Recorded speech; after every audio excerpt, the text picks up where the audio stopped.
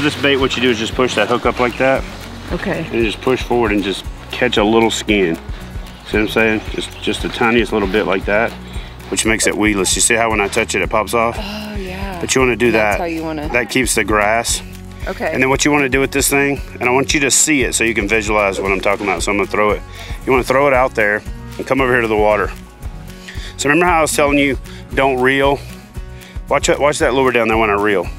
See how fast it's going? Yeah. And the fish, if it comes in and out of the strike zone, they're just not gonna mess with it. So what you do is you throw it out.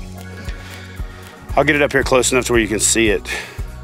Can you see that right there? Mm-hmm. All right, now watch this, hop. See how far it moves even with the tiniest little hop? Yeah. And just boom, and then just reel your slack up with your reel. And I'd almost say you take your hand off the reel so you can force yourself to be a little bit more, and just kind of just do that. Just scoot it along and see it kicking that silt up. But you see how that bait stands up? That's a crawfish in a defensive posture. Okay. So a lot of times if you just do this, if you just shake it, just barely shake it, it's just moving, and that makes them hit it. Okay. But if you're reeling it, it's going through the water so fast, they're just not gonna chase it down. It totally looks like a crawfish. Oh yeah, a little bit later in the day when the fish get a little more active, I'll switch you over to a different rod with a moving bait. All right. Got it. Cool. Let's do this.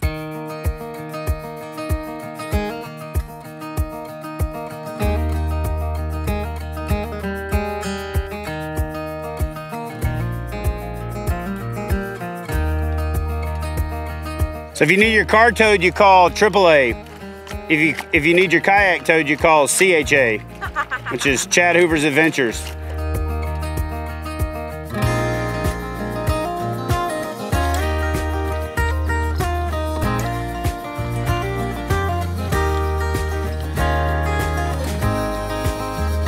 It's a good start. Yeah, that's pretty good. This is my first fish on a kayak. That's pretty awesome. Yeah, so I got my first little fish, a little bass. It's a little tiny one, but hey, if that's your first fish for the day, it's not a bad idea. This is my first time fishing on a kayak, so this is a good celebration. Let's get some more. It's always remembering like what type of fish you don't put your fingers in. There's and nothing how to hold them. Obviously on the trout, but other than that, everything in here you're good. Okay. So did you feel the bite? Yeah, I did feel the bite. She said fish on, like, yeah. I was like, nope. And it's good because this is good practice, because sometimes I do that, and we fish a lot of times on the bank in our local area, and when you fish little tiny fish, you can't always feel them, you know what I mean? Yeti's really good about feeling it and being like, yep, fish on. And me, I'm always like, nah, that's a weed, and then I lose it. So landing it is a good practice to try. So this is a good experience. I'm happy.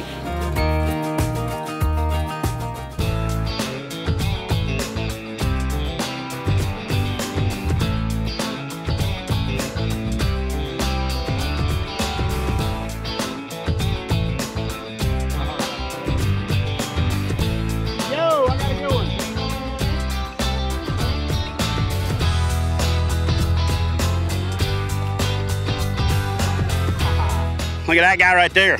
Yeah, baby. Little skipping the Wacky Rig up under these willow trees, and that dude right there thumped it. So I've caught about 9 or 10. They've all been pretty small.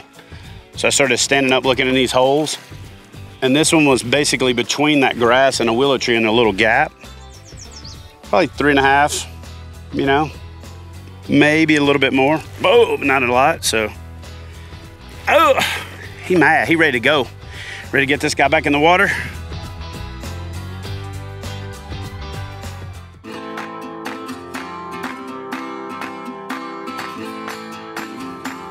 Fish on.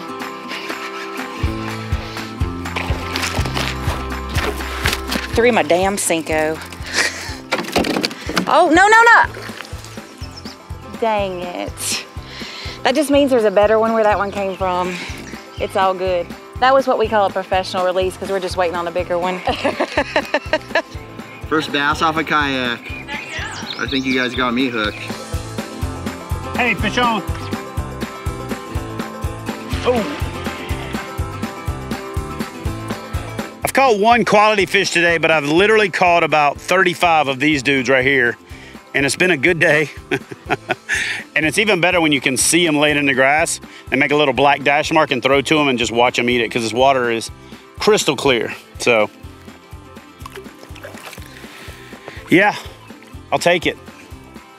Anytime you can take 8 people out kayak fishing and everybody catch fish, it's a good time.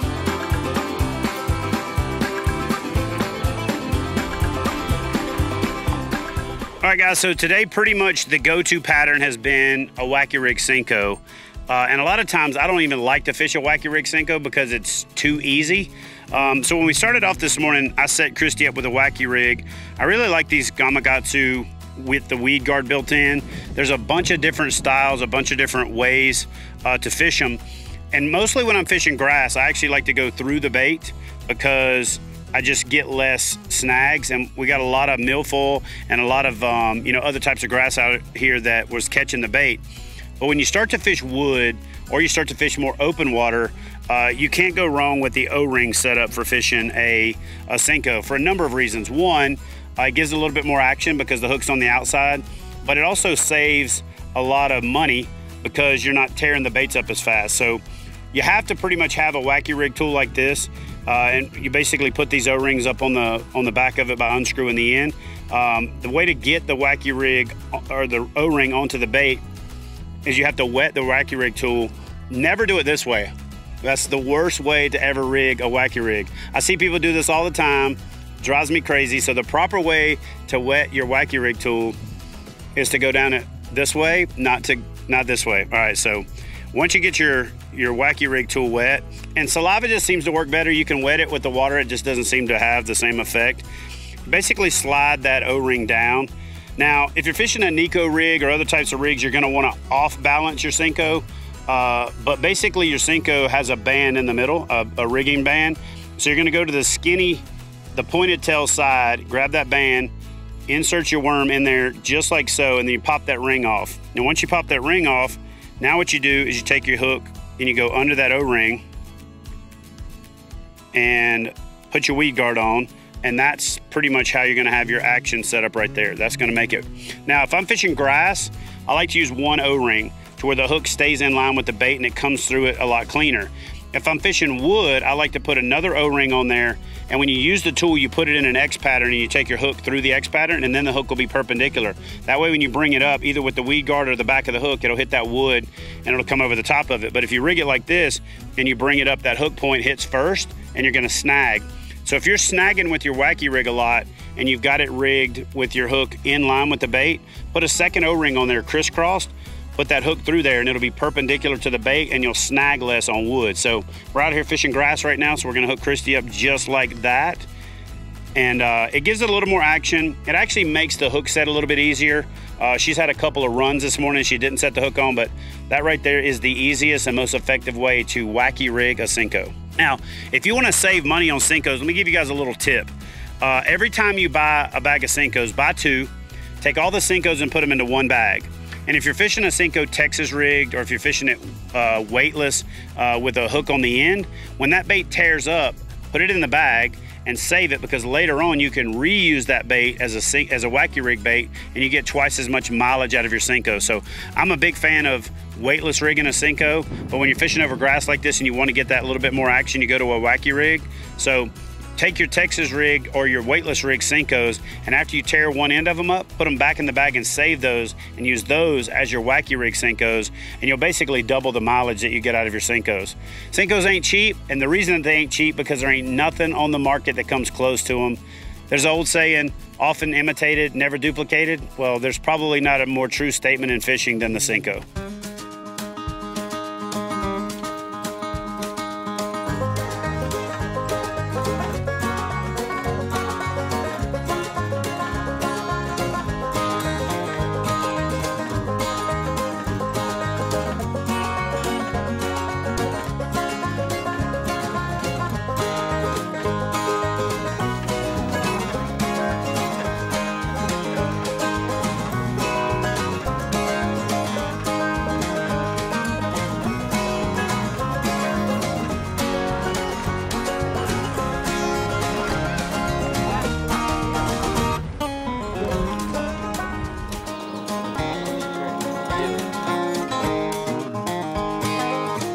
Well guys, that's gonna do it for the first leg of our adventure here in Ogden. So I called my Western best friend, Miss Erin Mathis, out here, and she is our guide for this week's adventures. We're spending a week here, but I had to get my beautiful wife, Christy, the man called Yeti, and the wild YOLO out here. So I said, Erin, what we need is we need beautiful, we need quantity over quality, and we'll focus on catching bigger fish later in the week. So we got YOLO and Yeti, their first fish in a kayak. Christy got to catch some fish from the kayak. We got to get out, we got to get some sun, and we're surrounded by like literally a screensaver.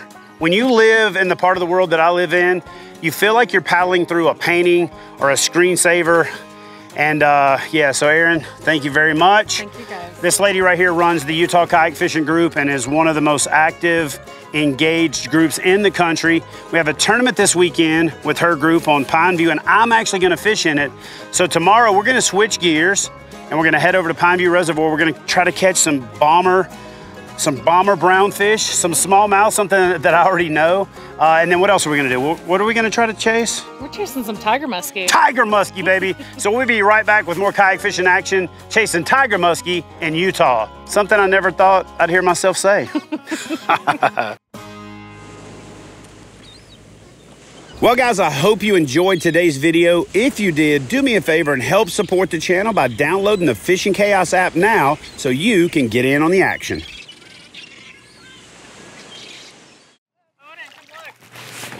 Look at those blue craws. Yeah. So while we're sitting here getting our gear loaded up, we notice this crawfish swim up into the shallows. And so I see people all the time fishing baits with large pinchers on them. And when these fish have these big pinchers like that, they can do a lot of damage. They do a lot of damage to you, but they also do a lot of damage to the bass. So when you ask yourself, why do baits like Ned rigs and little slim profiles do really well? It's because a lot of times bass don't like to eat these crawfish when they get that big because those pinchers are not fun. Now you'll see bluegill and bull brim run in there and grab them and shake them and break them off and then basically tear this thing apart before they eat it. But you also have people ask all the time, why do you use black and blue lures? And why do you use green pumpkin? Well, there's your answer. You got blue claws, you got green pumpkin back, and a lot of times as it gets later in the summer, or especially when they first come out of the mud, these crawfish are almost black, which makes them contrast really well on the light colored bottom, especially when you have sand like this. So anytime you have crawfish like this, you're fishing a jig or a crawfish bait is going to be your go-to, which is why YOLO is catching fish right out of the gate on that small crawfish pattern. And those small crawfish patterns are a lot of times going to get a lot more hits because that fish don't have to deal with those monster pinchers right there. They get a nice easy meal instead of having to fight that dude.